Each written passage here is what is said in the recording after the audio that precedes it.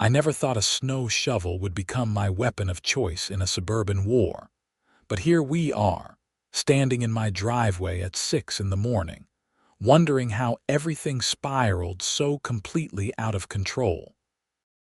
My name is Patrick Ellis, and I have lived in Meadowbrook Heights, Minnesota for 3 years now. It is a nice neighborhood on the outskirts of St. Paul, with tree-lined streets, well-maintained homes, and the kind of quiet you expect from a place where people actually care about their property values.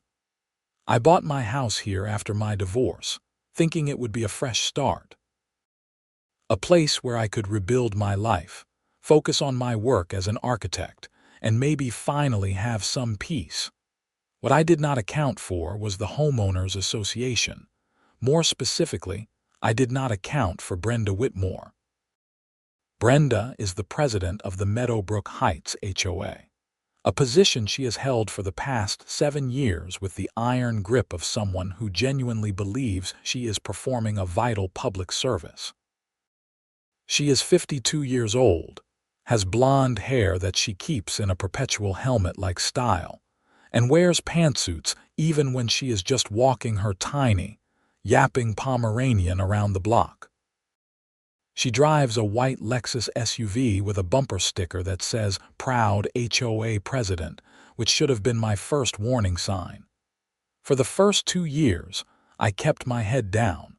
I followed the rules. I painted my shutters the approved shade of forest green.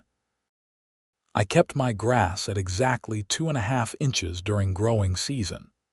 I made sure my garbage cans were never visible from the street except on collection days.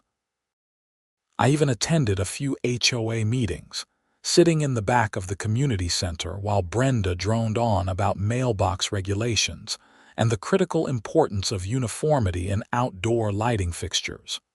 But then winter came. Not just any winter, but the kind of winter that makes you question why humans ever decided to settle in Minnesota in the first place. We got hammered with snow starting in late November, and it just kept coming. By mid-January, we had already accumulated over 40 inches, with more in the forecast every other day. I am not someone who shirks responsibility. When it snows, I shovel. I have a good snow blower too, a Toro that I bought my first winter here, but sometimes the old-fashioned shovel is just more practical for the walkway and the edges of the driveway. I would get up early before work and clear everything out. Driveway, walkway, the sidewalk in front of my house. I took pride in it, actually. There is something satisfying about the physical work, the immediate visible results. The thing about shoveling snow is that it has to go somewhere. You cannot just make it disappear. Most people pile it on their lawn, but my front lawn is not that big, and with the sheer volume we were getting, I was running out of space. So, I did what seemed logical. I shoveled some of it into the street, right along the gutter line where the plows would eventually come through and push it all to the side anyway. Everyone on my street did this. My neighbor Tom, 2 houses down, did it. The Johnsons across the street did it. It was standard practice and, as far as I knew, perfectly legal. The city plows came through regularly, and they handled it just fine. Then I got the letter. It arrived on a Tuesday in a crisp white envelope with the HOA logo printed in the corner. I remember standing at my mailbox, sorting through the usual junk mail and bills when I saw it. Something about that envelope made my stomach tighten even before I opened it. "Dear Mr. Ellis," it began, in the overly formal tone that Brenda used for all official HOA correspondence.